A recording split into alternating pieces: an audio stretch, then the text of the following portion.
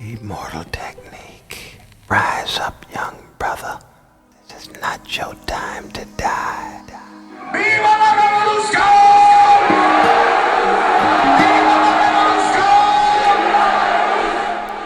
Revolution begins with the revolution of the mind, with analyzing who you are, where your people are from, what the principles of this country are. I began to not only ask questions of the world, but also of myself. You know, what changes did I want to make in the way I was, in the way I am? Album after album after album, I always stayed true to my roots. You know, I was offered the opportunity to sell out plenty of times, and I never just took that, because it wasn't about money to me. You can't buy that type of respect. You know, you can't buy your integrity from people.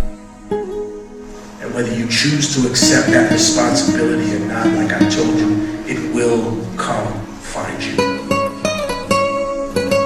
Divine success is not by what you have, but rather by what you had to sacrifice to get where you are. Immortal technique, remember me when I'm gone. I encrypted my lyrics to stay alive in a song, so you'll always keep a piece of my spirit inside when you struggle to complete what I started before I died. But some of you won't survive the changes the earth makes, swallowed by tsunamis, hurricanes and earthquakes. And that's just the first stage if you cannot reverse ways and realize that we are one regardless of our birthplace.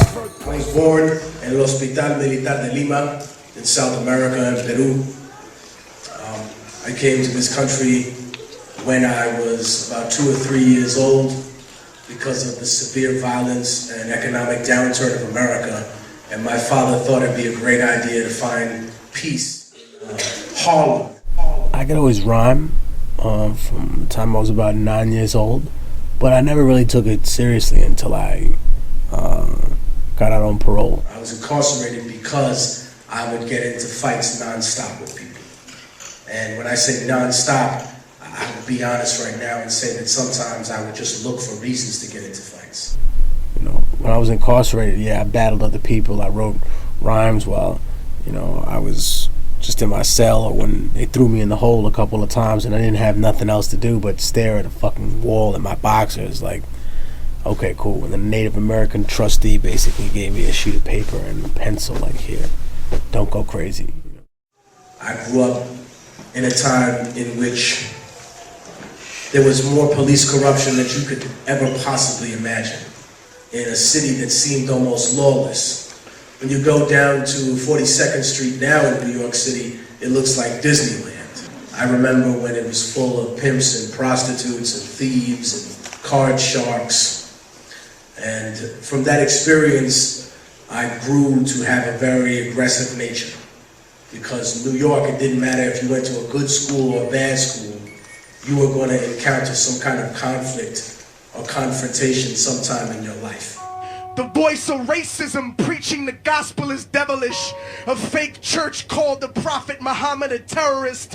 Forgetting God is not religion, but a spiritual bond. And Jesus is the most quoted prophet in the Quran. They're gonna bomb innocent people, trying to murder Saddam when they gave him those chemical weapons to go to war with Iran.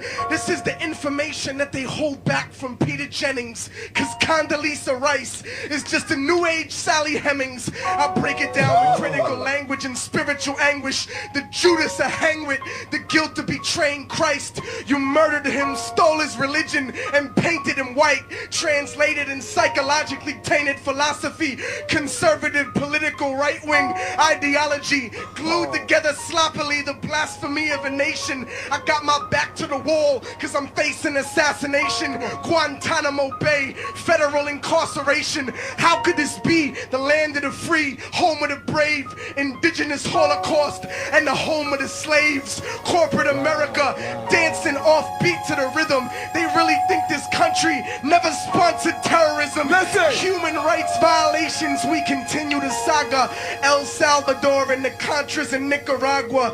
And on top of that, they still want to take me to prison just cause I won't trade humanity for patriotism. And that's realism, you punk motherfucker.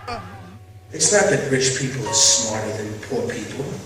It's just that they know how the system works. And within the story, people ask me, well, is the martyr about you dying? Do you need to die for revolution?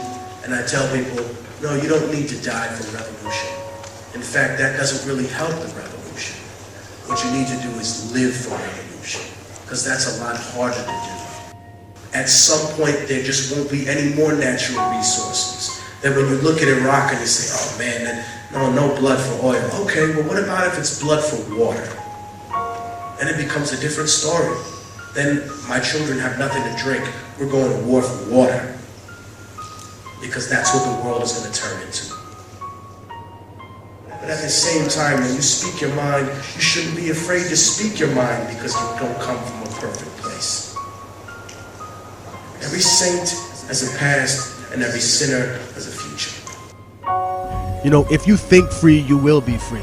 But I would tell young people, listen, if you're going through something really fucked up right now, just realize that someone is going through it before.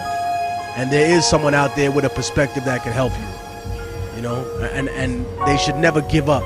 But I see a lot of people give up in life. You know, and I don't mean hang yourself, but I mean just give up, just settle in life for something that's not their dream. Don't be afraid to fail. Be afraid to be so afraid that you never tried. And I ain't no prophet, but that's the fucking prophecy.